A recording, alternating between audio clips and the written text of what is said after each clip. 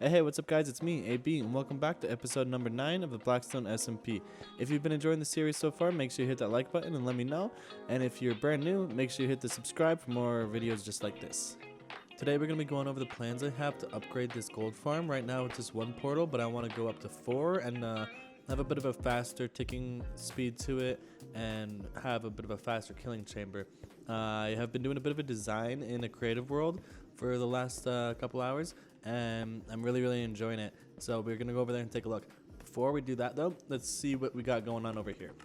We are currently using a pretty standard design. Over here we're gonna have the lava ignition chamber. So this is gonna be lighting the portal constantly. Underneath the lava is some observers. So when those observers are constantly updating, the lava will continuously reignite the portal.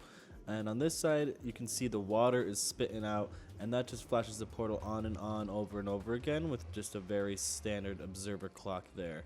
So you are able to get the portals to tick a bit faster than this and flash on and off, making more spawns come in quicker.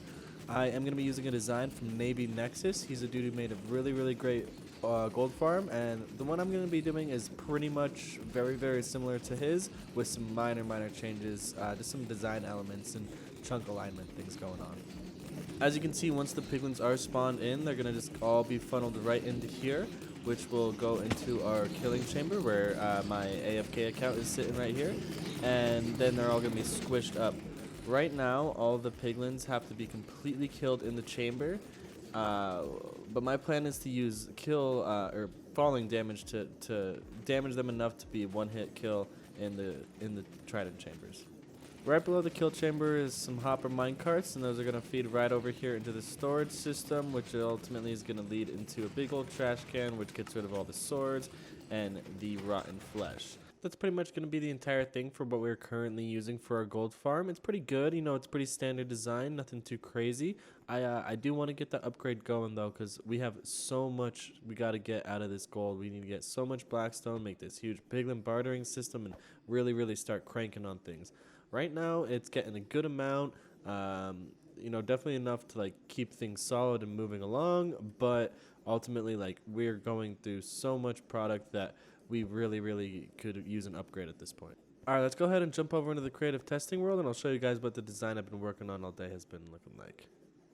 All right, welcome to my creative testing world. So this is where I've been working on the gold farm, and as you can see, there's been a few different iterations of it so far, and there's just some few little things I want to point out before we get into the actual design of things. So you'll notice that I have this one down here, and then these other two are built all the way up here, and that's because apparently these gold farms actually don't work below Y level 0. Now that we can go down below Y level 0, it actually does not work to do a couple of things, and this is going to be one of those things that doesn't work, is this portal mechanic. So it'll continue flashing, and it'll actually do everything except for spawn pigment into the world. So if you do plan to build this underground or something like that, just make sure that the portals themselves are above Y level 0, so that way you don't have any problems spawning in pigment. So that was the big problem with this one down here, and then we just kind of ended up copying the whole thing and putting it over here and doing the rest of the adjustments as I needed it to go. Altogether, this design is yeah, it's pretty ugly. It's kind of just some spaghetti redstone to make sure that things will work, or kind of get the idea of how I wanted things to go. And as you can see, there's going to be 4 different trident killing chambers. Each portal is going to be leading into its own chamber, which they will hit one of these blocks, which is going to be activated by the trident chamber. So they'll fall here, get some fall damage, and then be tossed into the trident chamber. The water inside is then going to push all the items through to the middle and into what was going to be a circulating storage system. The XP would then come into the center chamber, up a bubble column, and to the player. Yeah, it's pretty messy.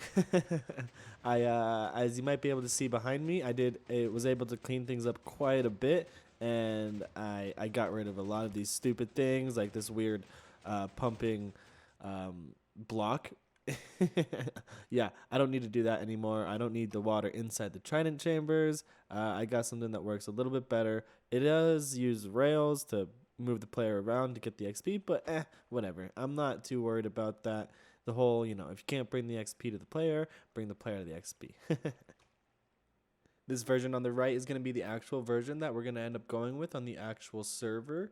The portals are lined up nicer, things are just so much neater, the design is cleaner, everything looks better, and the redstone is just not so all over the place. The item filter system is pretty crazy down here, but ultimately once we run through it, it's going to make a lot of sense, so don't worry about that. Let's go ahead and just start from the top. Obviously, there's going to be the big portals. They are 23 by 23 blocks. That's how big you're going to want them. That's the biggest you can actually make portals. And we're going to have these bits down here, which are the ignition devices to keep the portals lit. Right below them are the observers, which are going to trigger the trapdoors, I believe, which briefly ignite, but don't actually burn and continuously light the portal. These dispensers here are going to be the same dispensers we saw earlier. It's going to be very, very simple, regular, just observer clock. Going to be powering both of them. These don't actually work as fast as we want them to, so we are going to make a little bit of an adjustment here using navynexus's portal ignition system from his video. So if you are curious in that, I will drop the link to the video he did below, and you can find the more detailed redstone setup there. As the zombified piglins do spawn in, they're all going to be filtered through here, either on the inside like this, or from the outside coming through and underneath.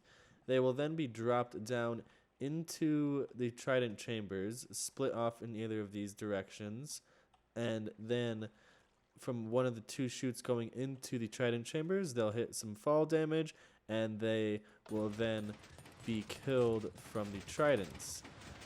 Over here, we're going to have a little bit of a little minecart to sit in, and this is just going to take us around the platform over and over again to collect all the XP that we get from killing all of these zombified piglins.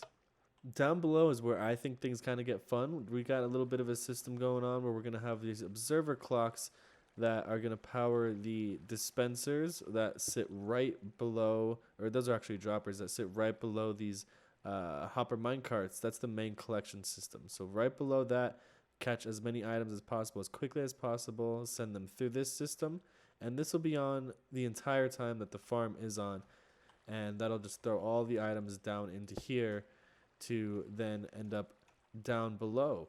It'll fall through here, be directed to the outer edge, this side, and the other side here. These are the trash sides, which will take out the rotten flesh, and this is going to filter out all of the swords and spit out the rest of the items back into the filtration system. I'll do a little demonstration to show you guys how that works. And on these other sides, we're just going to have simple item filters with gold nuggets and gold ingots into those respectively, and all of those right now are just sent right to these middle chests where everything's collected together just to kind of keep things easy. I am planning to put a little bit more of an advanced system down below, probably a shulker box loader to load things up, and that way it'll be nice and easy to transport the gold and have it already loaded up in shulker boxes so we can bring it right over to the piglin trading system. Alright, now that we have a basic understanding of how this thing is going to work, let's do a little demonstration to see it in action. First, we activate our automatic dispensers down here. Then we turn on all of our trident chambers, turn on the portals, and lastly, we're going to sit in our minecart with our looting sword.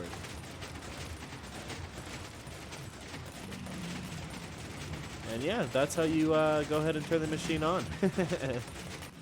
Alright, let's take a look at what's actually happening now. So we got guys coming in, and their items are all going to be sucked down from the hopper minecarts below these blocks here.